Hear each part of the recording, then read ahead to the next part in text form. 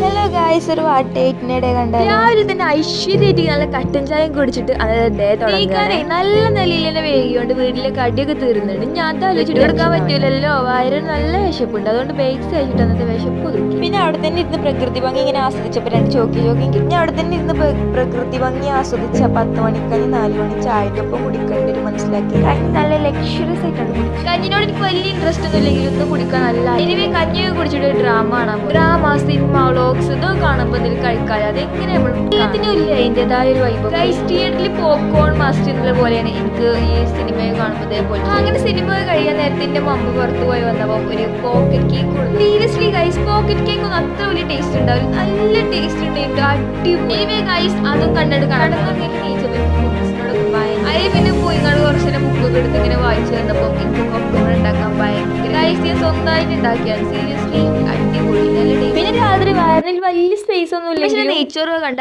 ആരും മയങ്ങും, എങ്ങനെയായാലും വയറിൽ സ്പേസ് ഉണ്ടാവും. അപ്പോൾ ഓക്കെ ബൈ ഗൈസ്, ഈ നെക്സ്റ്റ് വീഡിയോ.